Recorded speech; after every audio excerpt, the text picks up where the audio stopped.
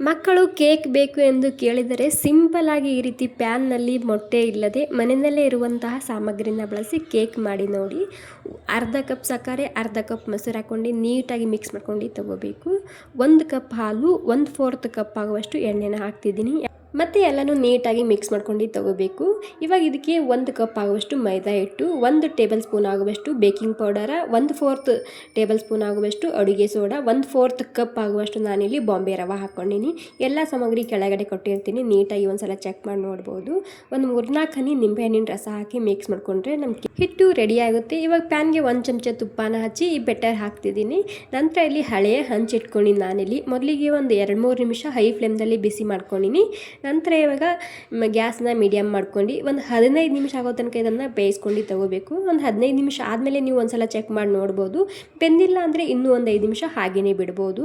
ಇದು ಪರ್ಫೆಕ್ಟಾಗಿ ಬೆಂದಿದೆ ನೋಡಿ.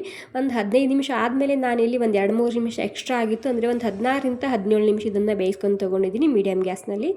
ಇವಾಗ ಕಡಾಯಿನಲ್ಲಿ 1 ಕಪ್ ಹಾಲು, ಒಂದು ಅರ್ಧ ಚಮಚ ಕಸ್ಟರ್ಡ್ ಪೌಡರ್ ಹಾಕ್ಕೊಂಡಿನಿ. ಇದರ ಬದಲಾಗಿ ಕಂಡೆನ್ಸ್ ಮಿಲ್ಕ್ ಹಾಗೂ ಹಾಲಿನ ಪುಡಿ ಇದ್ದರೆ ಅದು ಕೂಡ ಹಾಕೋಬೋದು. ಇಲ್ಲಿ ಕಸ್ಟರ್ಡ್ ಪೌಡರ್ ಜಾಸ್ತಿ ಹಾಕೋಬಾರ್ದು, ಒಂದು ಅರ್ಧ ಚಮಚ ಆದರೆ ಸಾಕಾಗುತ್ತೆ.